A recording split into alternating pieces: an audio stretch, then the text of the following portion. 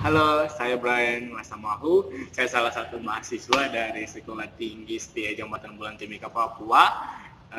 Di sini saya akan menjelaskan sedikit materi tentang laporan laba rugi. Ya, mungkin teman-teman di sana berpikir laporan laba rugi. Mungkin teman-teman yang awal yang pikir ya, ada yang berpikir laporan laba rugi itu penting untuk usaha bisnisnya, atau juga ada berpikir juga tidak terlalu penting untuk usaha bisnisnya. Itu ada dalam pemikiran masing-masing orang ya. Jadi pada hakikatnya laporan laba rugi itu adalah laporan yang di mana dia menyatakan keadaan perusahaan. Jadi perusahaan itu sedang maju, sedang berkembang.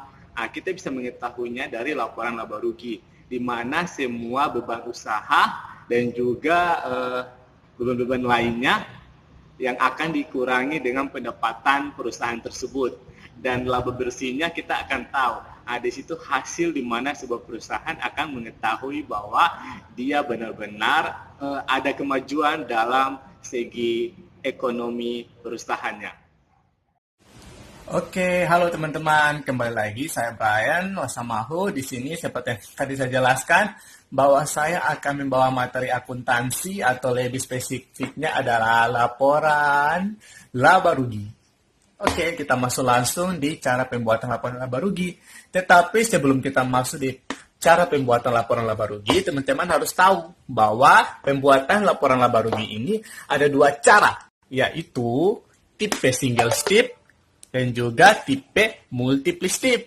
Yang pertama, cara pembuatan laporan laba rugi dalam tipe single step, yaitu teman-teman harus buat seperti ini.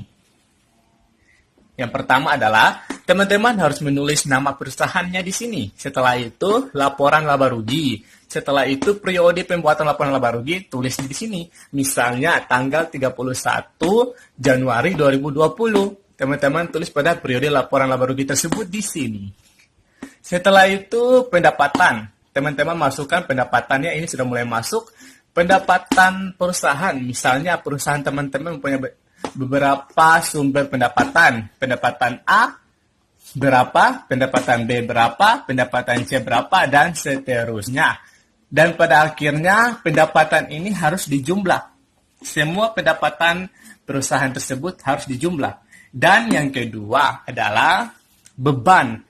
Pada sebuah bisnis atau sebuah perusahaan yang besar maupun yang kecil, pasti ada beban. Beban apa? Beban gaji, beban kontrak, dan beban-beban lainnya. Misalnya dalam perusahaan teman-teman ada beberapa jenis beban.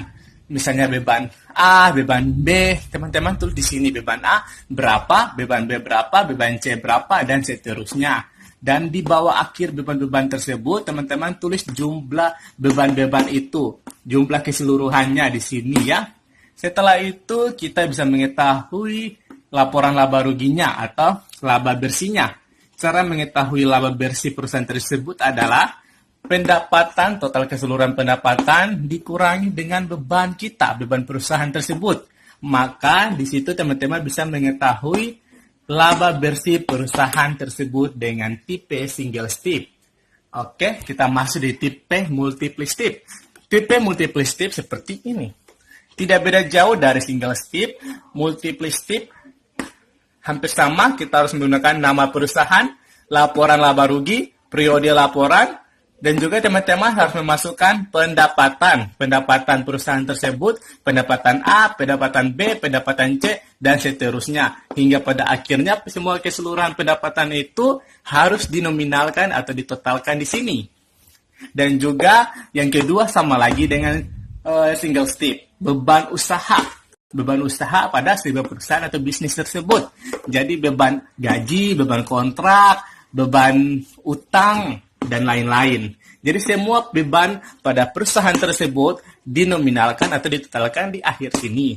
Setelah itu, teman-teman akan mengetahui laba usahanya atau laba bersihnya dengan pendapatan dikurangi beban. Jadi keseluruhan pendapatan pada perusahaan tersebut dikurangi dengan beban usaha tersebut.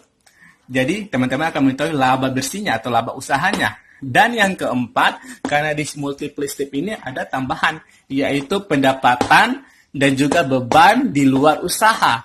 Jadi di sini teman-teman harus menominalkan pendapatan dan beban di luar usaha. Jadi pendapatan di luar usahanya itu berapa dan beban di luar usaha itu berapa. Setelah itu teman-teman harus masuk di totalnya, yaitu pendapatan dikurangi beban usaha atau beban luar usaha. Setelah itu laba bersihnya adalah beban usaha dikurangi pendapatan dan beban di luar usaha. Maka dari itu teman-teman akan mengetahui laba bersih dengan menggunakan tipe multiplistic. Oke, sekian dari saya Brian Samahu menjelaskan tentang materi akuntansi, yaitu laporan laba rugi. Terima kasih. Semoga bermanfaat. See you.